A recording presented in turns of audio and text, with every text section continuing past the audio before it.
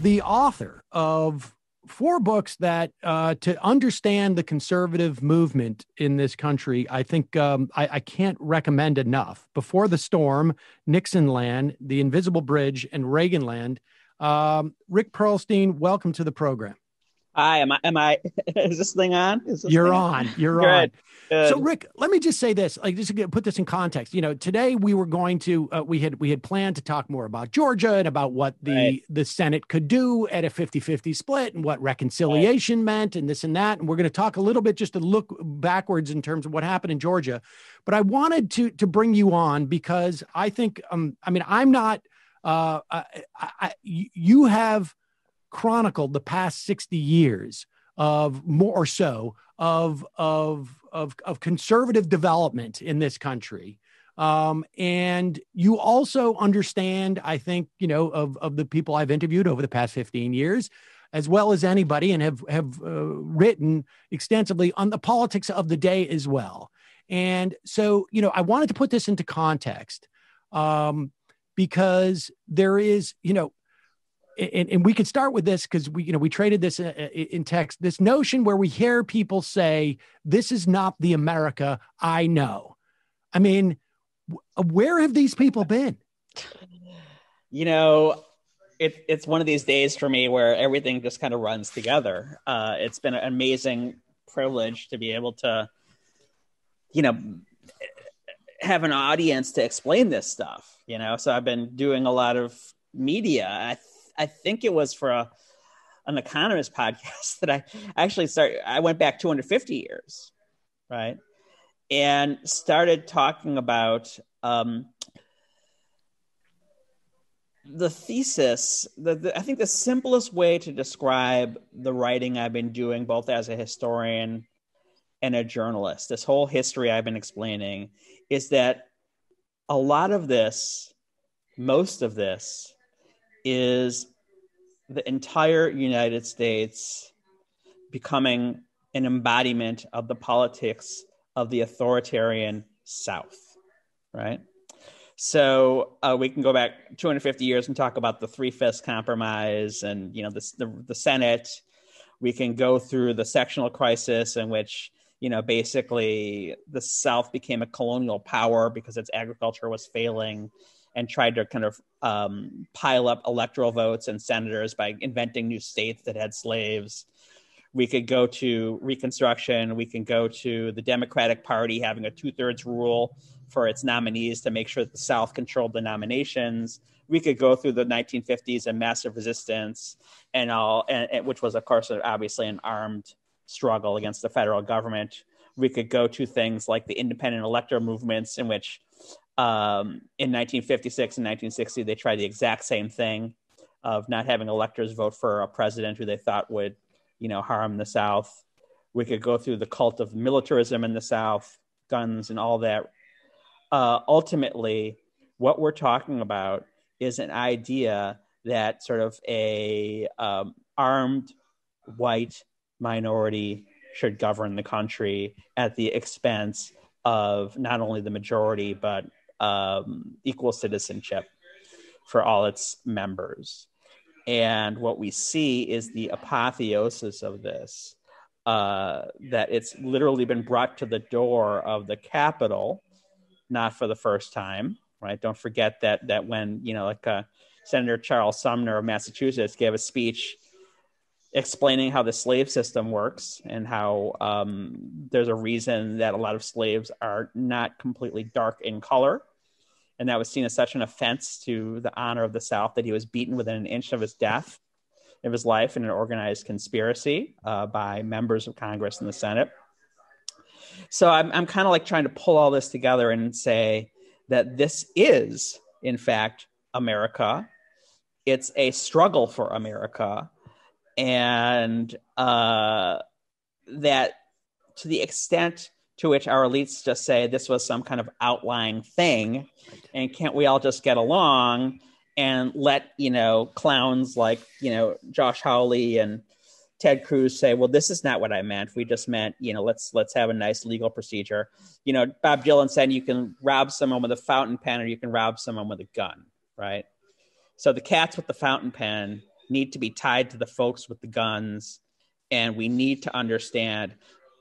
I mean, the fact that Nancy Pelosi sent the House of Representatives home without dealing with this civic catastrophe is just sickening, and she'll go down in the annals of history as fecklessness in the extreme. I'm very, very mad. It's stunning. I mean, we were just saying, Emma and I, Emma Vigeland is with us as well.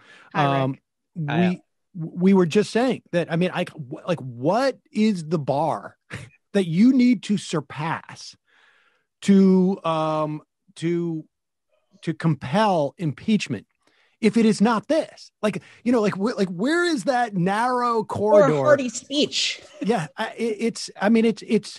I should remind people, we had 121, I think it is, representatives in the House last night who voted to not certify these electors. We had 6 senators who voted last night to not certify these electors.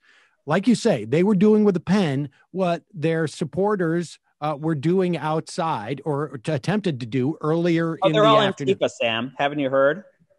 What's that? I heard that on Tucker Carlson last night. In They've fact, used very sophisticated facial recognition software. The guy with the Viking hat is Antifa, despite the fact that he's a Q icon. Yes, despite the fact that they all have white supremacist, not all of them, but there have been white supremacist tattoos identified on a lot of these guys. Yeah, they went really deep undercover. I did hear Louis Gohmert on Sean Hannity's program yesterday talking that they saw a hammer and sickle tattooed to one of the protesters. We're not going to change the hammer and sickle, guys, but can we talk about Nancy Pelosi? Yes. I mean, I think I definitely want to get to this, and we should say that I had said just before we came on. Before we get to Nancy Pelosi, because I think it is important to just continue to mine, and I definitely do want to get to Nancy Pelosi, to mine this concept of this is not America, and this is an anomaly, because we have seen that response along every single step of the way during the Trump administration. You know, like the idea, and we see this also from centrist, if you will, journalists, from even opinion journalists who are center left, this whole notion of like, well, now, and we saw it from Obama, we saw it from Biden, the fever's going to break. The implication is that there is some type of like extraneous force. Left me exactly to the door of where I wanted to go with Nancy Pelosi. Did you hear her remarks? She said, "This is the feast of the Epiphany, and maybe now we can expect an epiphany." She's literally written into her. Maybe now the fever will break. We've been hearing this forever. There will be an epiphany. This is intended. This is believed to be by a lot of people a revolution. Whatever, 30%, 40% of Republicans say what happened was great. This is not an epiphany kind of thing. This is a war. Luckily, we get to fight it peacefully because that's what we do, and we have law and right on our side. There has to be sort of a understanding of the political order of battle, that we're fighting a fight that goes back to the 1770s and the 1780s, and we need leaders. We need, and I'm going to use some metaphors that I don't want misconstrued. I'm not talking about guns. I'm not talking about violence. The Democrats need a wartime consigliere. Remember in The Godfather? Yep. Tom, the Irish guy played by, what's his name? I'm sorry. Duvall. We need a wartime consigliere. I really like what Biden said. He gave a good speech. I'm almost willing for him to say, yes, America, there's nothing America can't do when we're united. Well, that's nonsense. That's sickening. We can't conquer counterinsurgencies in places like Vietnam and Iraq, and that kind of rhetoric. This doesn't help. But we need to understand these guys aren't going away. What is it? I mean, I don't mean to pick on Ezra Klein, but he wrote something saying that this could be one of those clarifying moments. And it's like we had people bringing guns. We had people bringing guns to town halls. What was the operational? Yes, right. About healthcare 10 years ago.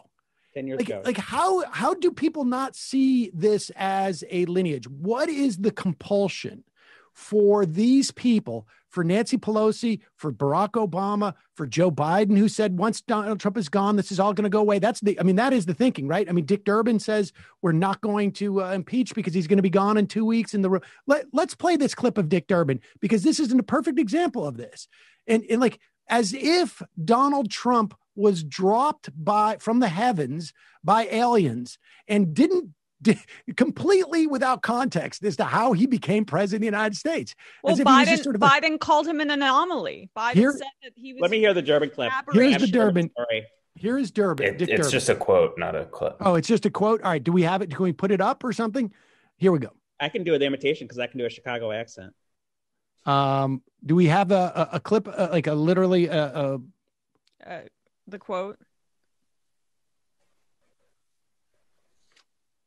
Brenda, do we have that?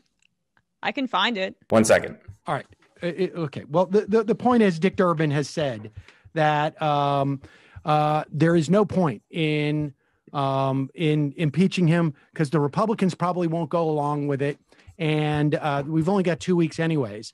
And this, I want to say allergy, but I don't feel like it's like an intense enough word. This idea that we cannot hold the Republicans to account, as if there is no political price to be paid by them for not impeaching Donald Trump in this moment. It is stunning to me.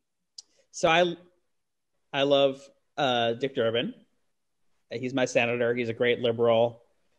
His heart really is in the right place, right? But he's part of this world, right? And I actually had a chance to meet Dick Durbin in 2005, I think it was. I went to a Senate Democratic retreat.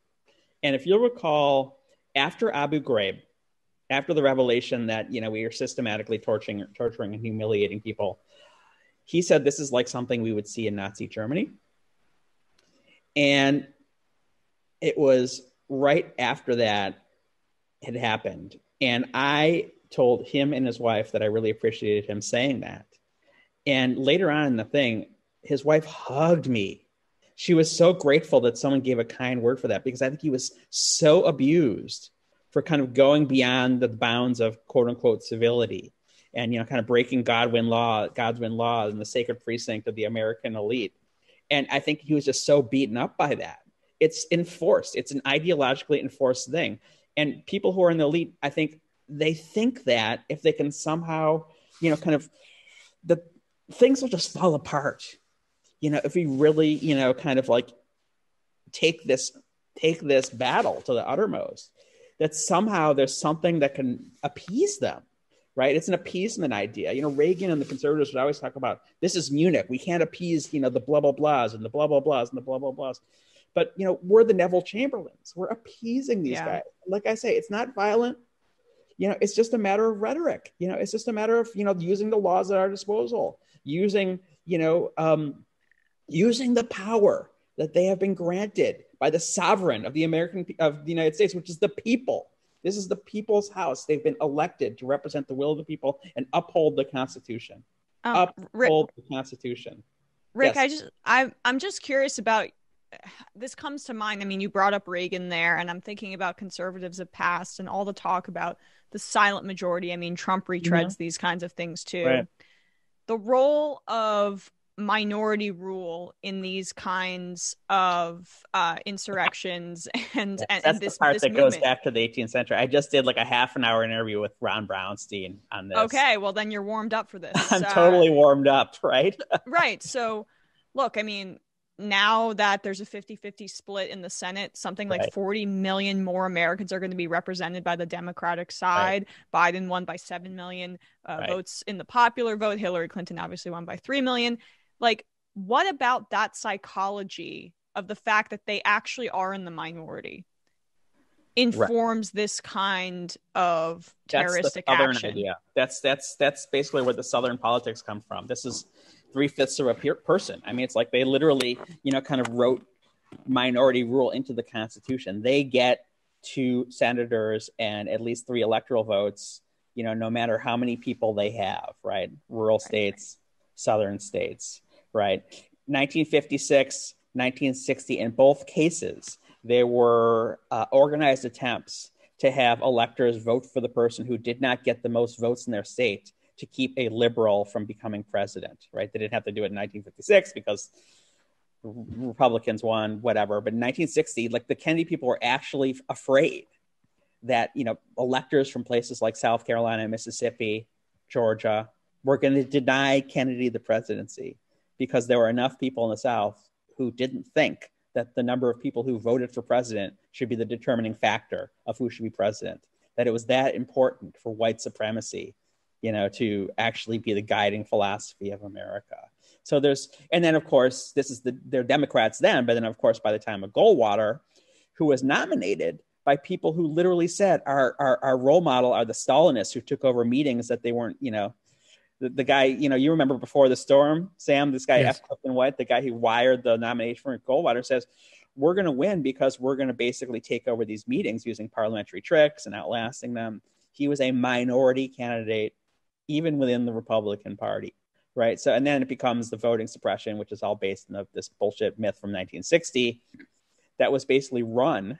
The 1968 voting suppression effort was run from a Republican senator's office. It was run from Everett Dirksen's office. He sent out thousands and thousands of caging letters from his office using his free franking privileges. This is the Republican They still Party. named a building after him. Yeah, right.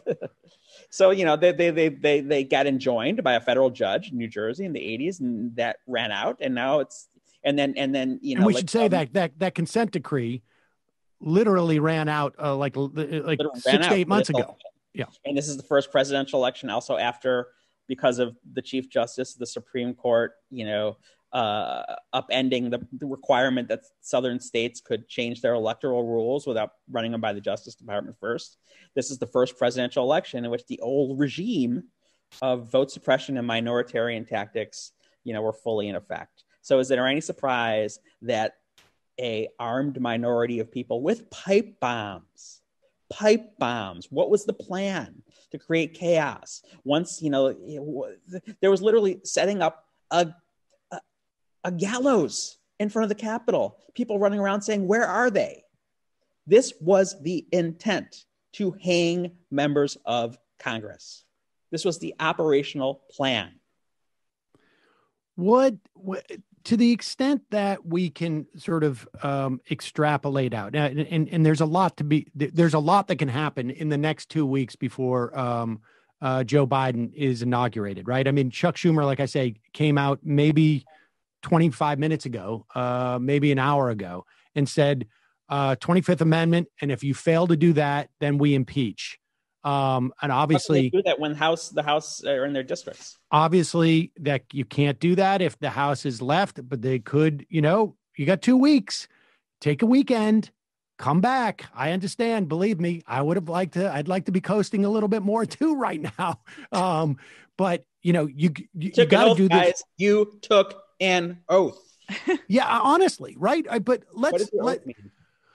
let's assume regardless, they impeach at the very least. What it does is, and they fail to impeach. It almost doesn't matter. Like, you need to do this because it sets a marker and you are announcing to the country what is a bad thing to do and what is not a bad thing to do. And if you do not get up there and say this, this is very reductive, but this is all it really comes down to.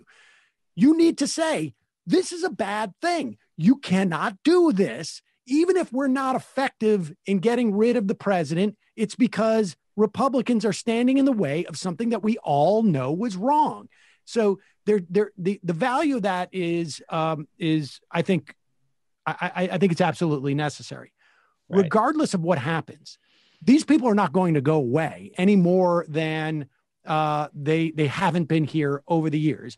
They may not be Trump people in 3 years. They may be the next thing, just like Sarah Palin is no longer, drawing the crowds that she did. And just like, we don't have Tea Partiers or moral majority or whomever, but these people continue, right? We've probably discussed this before. Because we're so much on the same page on these things, but, Ford pardoned Nixon. We got Iran-Contra. Yep. Bush pardoned Iran-Contra. we got next Bush, torturing people, and doing all sorts of fourth branch stuff. We got Obama saying, look forward, not backward. And we got Trump, well, there's no disincentive. It's the too big to fail ideology. And, there really will come a point in which, this is what people used to say, the Cold Warriors, the hardcore Cold Warriors used to say this about the Soviet Union, about why we had to stand up for them, and even at the risk of, nuclear war, they would say, it is better to die on your feet than to live on your knees. And who else said that? That's what the people who put their lives on the line for civil rights said, right? We are those people, right? We have to take risks for the very functioning of our Republican form of government. And the people we elect who take an oath to uphold and defend the Constitution have to do so, even if it makes them uncomfortable. Is there a generational divide from your perspective in the way that younger Democrats, I don't know how else to phrase this. I mean, because I don't think it's a question of age as much as I do think it's cohort. Even, I look to Michigan and we can see Whitmer and Dana Nessel, maybe politicians who don't necessarily share the same, aren't in the same place as I am ideologically, but they understand that they're dealing with this is a Republican Party problem. This is not it's just a coincidence that Donald Trump was nominated president by the Republicans. Yes. They understand this is a Republican Party problem. AOC and we have Ilhan Omar, talking about impeachment. Yeah. Cori Bush holding to account those lawmakers who have introduced we have basically a militant and political wing of the same entity, it seems to me. And we saw both of them on effect yesterday. I'm losing track. Did I make the Sinn Féin and IRA? No, please. So like the guys who are robbing us with the fountain pens are Sinn Féin. They're the political party. The guys with the bombs out, the pipe bombs, out in the lawn of the Capitol are the IRA. They're the terrorists. And they're obviously, an operational, and, it's like they can distance themselves from one another as, tactically necessary. But no, I think the point you make about generation is a very powerful thing, right? Because young generations coming up, they don't know what's impossible, right? So like you have the kids in Florida, the gun control kids in Florida who didn't grow up hearing that it's impossible, to really take on gun control, right? So they push the ball forward. Right. That in a way their elders could not. Right. So we got, a generation of people who grew up listening to Majority Report with Sam Seder, reading Rick Perlstein books, and never knowing a Republican Party, that, like had cordials after work, right, with the Democratic Party, So I think there's an enormous amount of hope there. Change is difficult. It's hard. It takes a long time. There are lots of institutional barriers standing in the way. I know, people like to beat up on Joe Biden, but I think actually he kind of gets it. It's like, I think that he's speaking in very strong moral terms. There's a history. There's an old cliche that, what really creates change is Tory men and Whig methods, which basically means sort of like establishment people adopting left-wing ideas, right? So it was, John F. Kennedy being so freaked out by George Wallace standing in the schoolhouse door that he introduced a civil rights bill, right? And gave a speech saying this is a moral issue that all Americans, have to uphold, after being very, very reticent to take on the issue, to take on the Democratic Solid South. Right? Lyndon Johnson was seen as a conservative when he was nominated as John F. Kennedy's running mate in 1960. So I think, and this is to my brothers on the left, my brothers and sisters on the left, right? It's like we've beaten up on the centrists, we've beaten up on the old generation. We have to at least open up ourselves to the possibility that some of these people are going to rise to the occasion.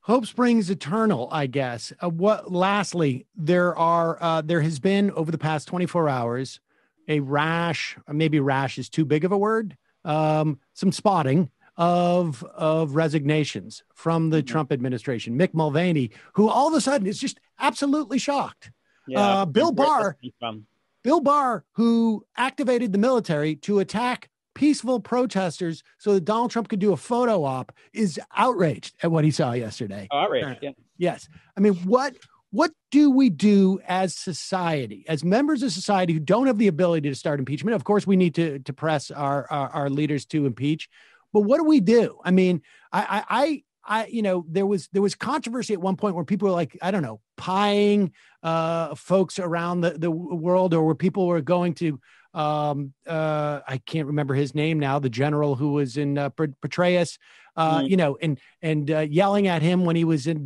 going from classes at NYU teaching. Oh, right. How effective, how important and how effective is this type of, I'm not saying that we should get violent, but I think the idea that people are made to be reminded of what part they have paid in this past 4 years, it seems to me very important. Yeah. Are you Jewish, Sam? I am. Yeah. So my dad used to have a pin. He wasn't very political, but he used to wear a pin in Hebrew, and he wasn't really into Hebrew or Judaism, that he would wear on his suit. It said Zachor. Do you know that word? No. Remember. Remember. History, progress is the act of winning the battle of memory against forgetting. So you're right. No quarter for these guys. Don't forget what they did. Don't forget what they're complicit with, right? A guy resigns, with 15 seconds left on the clock, does not get a free pass, right? These people should be ostracized. All those congressmen should,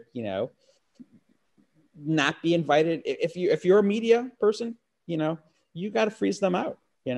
These guys violated their oath of office. They're beyond the pale. If the Republicans won't hold them accountable, we have to use, and by we mean anyone really, has to use any power at their disposal to hold them accountable morally. It's fascinating you say that, because I've been saying for the past couple of days, I keep remembering first, Gore Vidal back in the day when Janine and I used to do the Majority Report on radio. We had Gore Vidal in the studio, and he had just, I think, written United States of Amnesia. And I just couldn't grasp what he was talking about. And 15 years later, having followed this stuff, wisdom, and now I'm like, yes, I get it. Like the idea that, because the concept that all of what's taking place today is going to be inoperable, essentially, a year and a half from now. I mean, that's what Nixon's spokesman said. Everything I said before is inoperative, right? Don't look. This is my goal for 2020. This is my resolution. It's like everyone to the left of center. I want to build trust. I want to build trust between generations, build trust between ideological factions. We all have a role to play. 2021 is your resolution. 2020 has already passed, fortunately. Rick Perlstein, national treasure. I can't thank you enough for coming on and giving us some perspective. It's a pleasure. I think this was one of the most satisfying interviews I've done in a long time. Well, that's great. Thank you, Rick. Thank you, Rick. Take care, Sam. Bye-bye. All right.